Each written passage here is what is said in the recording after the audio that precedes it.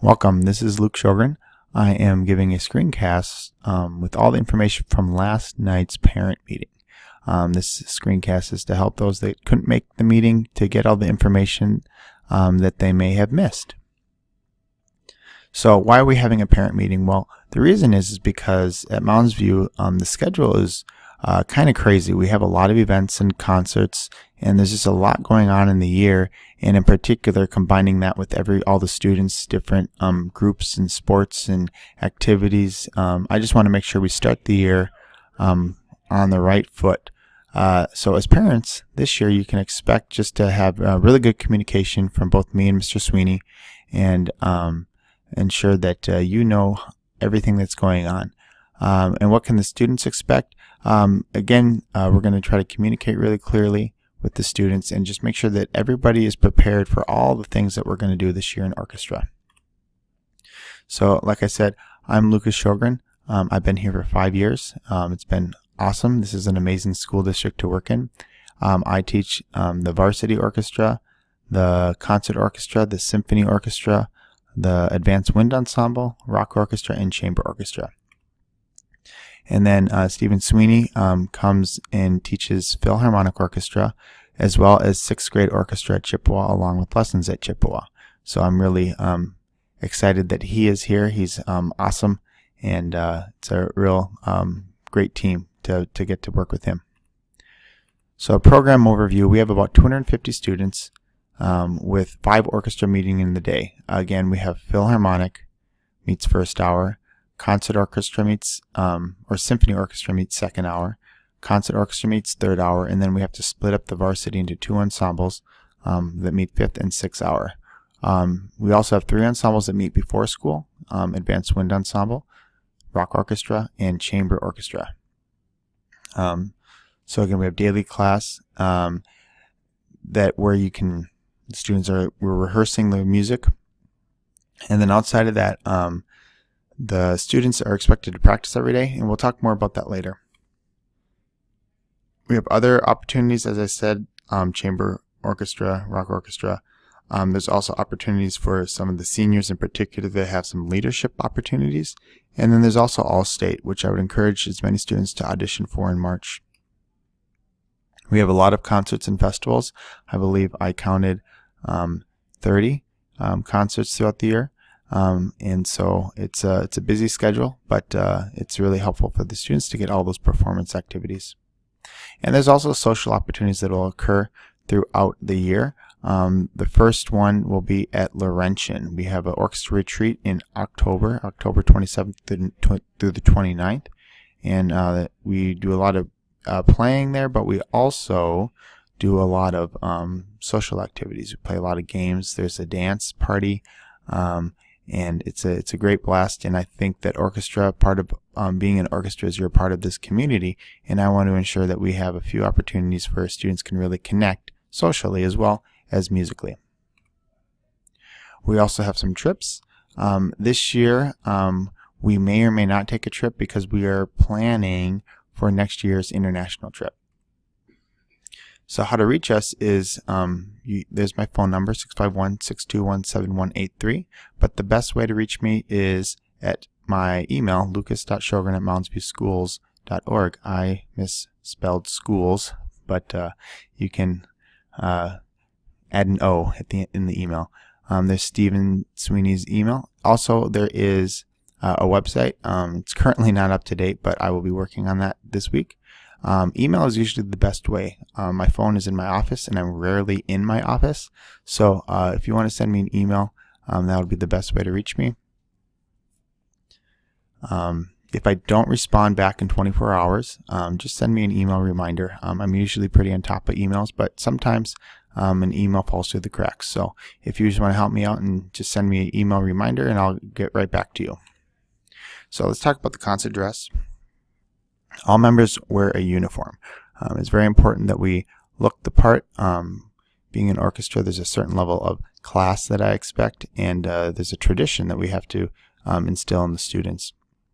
For the guys, they need to wear solid black dress pants, a long white button-up shirt with a collar, a long solid black tie, a solid black vest, black socks, and black dress shoes.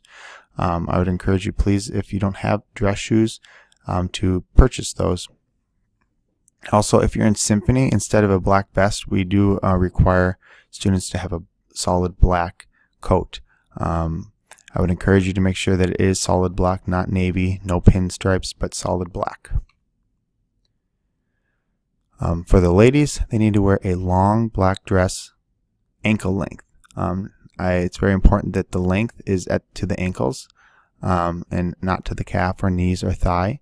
If they want to, they can wear black pants, but they wear all black for the ladies' uniform, along with black dress shoes. So I've handed to the students the calendar of the events. All concerts and festivals are required. There is a policy that we have worked with administrators that I want to make sure that everybody reads, and that's why the first assignment that all students have is to hand in that concert attendance policy signature. So make sure that you look at that carefully, and also look at the dates and make sure that you put all the dates into your family's calendar.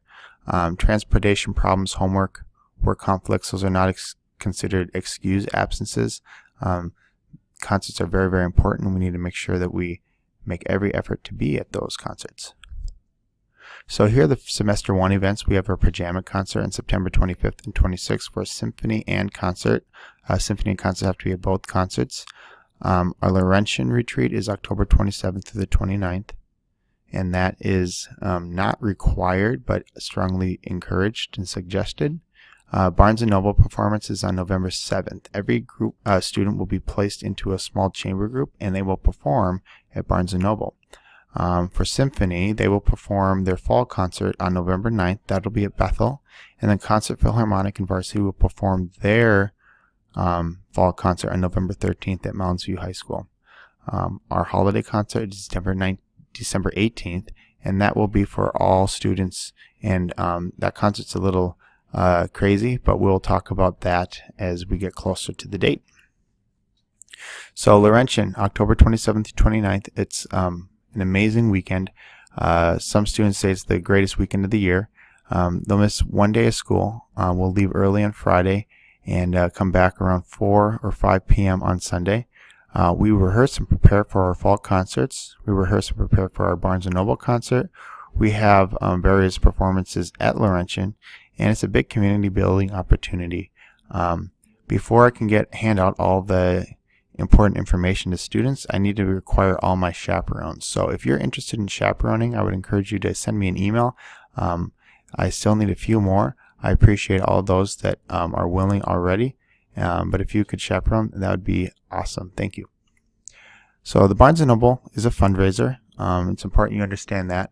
Also, along with the Barnes & Noble, the pajama concert are also a fundraiser. And the pajama concert, if I can go back for a moment, is specifically for young kids. So if you know young kids, it'd be awesome if you could please promote that for us and make sure that we get a lot of young kids there to get excited about music.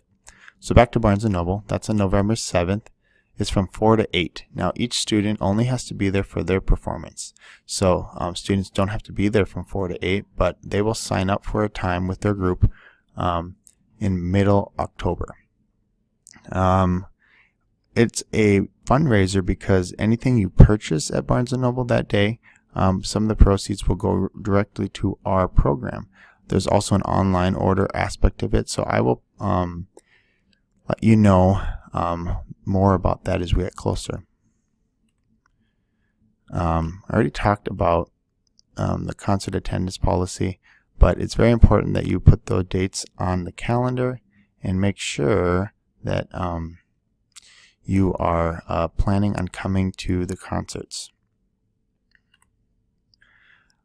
We do have lettering here in orchestra. Lettering is different than just our grade.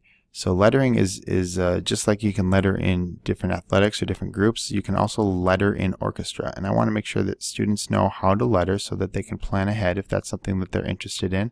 They have to get 60 points for their first letter and 50 points for every letter after that. I'll go over the point system in a moment.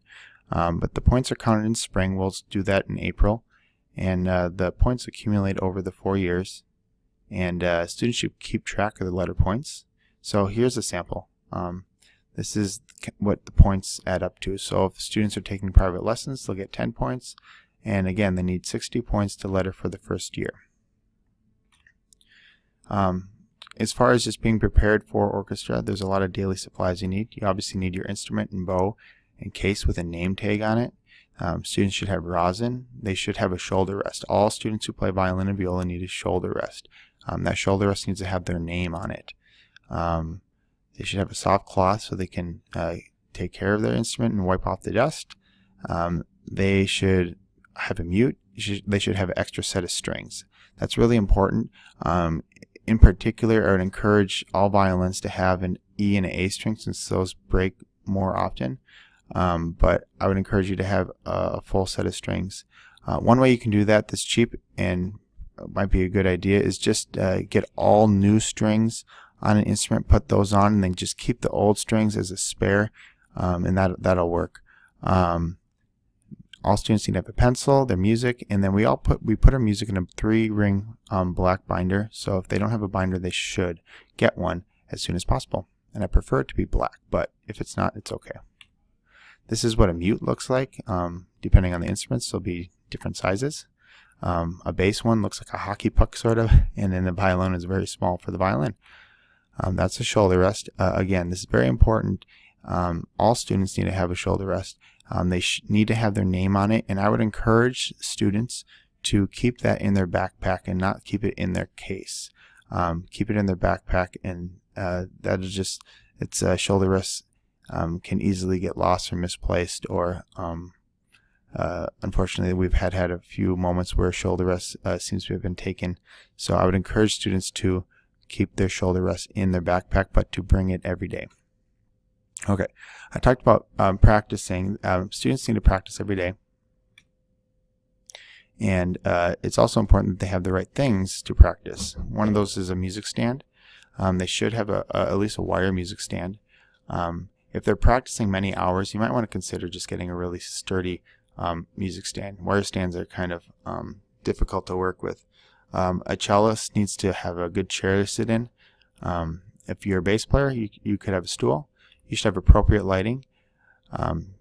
I always tell students that if you're not practicing with a metronome every day, you're not doing it right. So they should have a metronome and a tuner. You can use the apps or websites to get access to these, but they should be utilizing that, hopefully. They should also have a way to record themselves. That's a really great way to actually see how you're doing. So you can easily do that with a smartphone. Okay, purchasing new instrument or bows. A couple thoughts on this. I would encourage you to not use Amazon to purchase your instruments. I would also encourage you to avoid Craigslist.